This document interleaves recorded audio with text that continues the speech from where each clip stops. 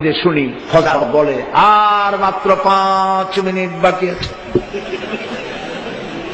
বলেন এরকম বিদআত জায়েজ নাই। কে বলেছে আপনাকে এই কথা বলার? রাসূলুল্লাহর মসজিদ থেকে আযান হওয়ার পর কখনো নামাজের জন্য আর কোনো ইঙ্গিত দেওয়া হতো না। কাজী হাদিসে যা নাই আন্দাজে তা বানাবেন না, গুনাহ হবে। আবার আরেক শ্রেণীর লোকেরা তারা রাসূলকে এত ভালোবাসে, আযান দেওয়ার আগে আসসালাতু ওয়াসসালামু আলাইকা ইয়া রাসূলুল্লাহ, আসসালাতু ওয়াসসালামু আলাইকা ইয়া হাবিবাল্লাহ, এই বলে আযান দেয়। কোথায় পাইছেন? আপনারা কি সাহাবীদের চাইতে রাসূলুল্লাহকে বেশি ভালোবাসতে পারবেন? জবাব দেন, পারবেন? পারবেন? সারা পৃথিবীর সব মুসলমান একত্রিত হয়ে একজন সাহাবীর মহব্বত রাসূলকে দিতে পারবে না। সাহরির জন্য মাইকে ডাকাডাকি করা কি ইসলাম শরিয়া কিভাবে দেখে?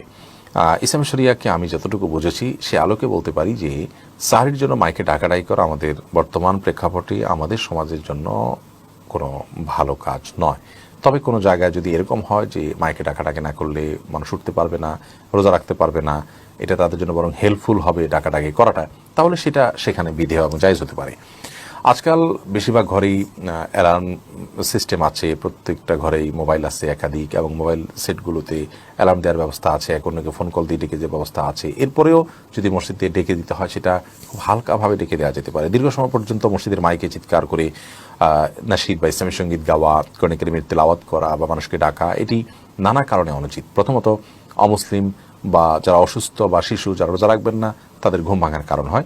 দ্বিতীয়ত এটির ফলে অনেকে ভোর রাতে তাহাজ্জুদ দোয়া বতের মাশগুল থাকেন, তাদের ডিস্টার্ব হয়, এই কারণে এগুলো করা উচিত নয়। আরেকটা বিষয় হলো যে নামাজের জন্য যেরকম আহ্বান করতে হয়, আজানের বিষয়টি বিধিবদ্ধ শরিয়া রেখেছে, অন্য কোনোটির জন্য ওইরকম আজানের মতো ফরম্যাট বোঝা যায়, অর্থাৎ এরকম মানুষকে আহ্বান করা হচ্ছে ওই রকমটি যেন বোঝা না, সেদিকটা খেয়াল করতে হবে। যদিও সারির জন্য ডাকাডাকিটাকে আজানের বিকল্প বা আজানের অনুরূপ বা সমকক্ষ বলে কেউ মনেও করে না, সেভাবে করেও না, বাট সাদৃশ্যটা সেরকম হয়।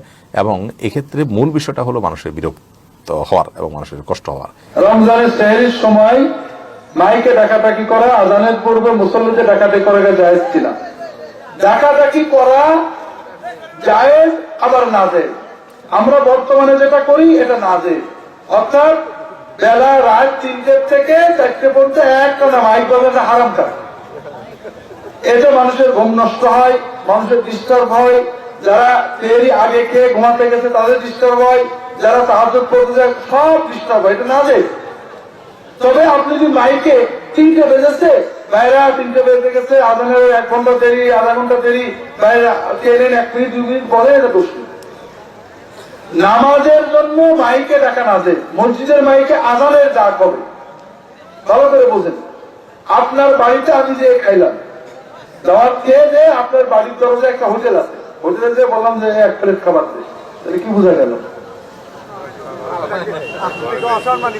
হ্যাঁ, নবীজির সুন্নত ডাক হলো আজান, ডাকা খানিক করে আবার আপনার ডাকা ডাকলেন, তাহলে কি হলো?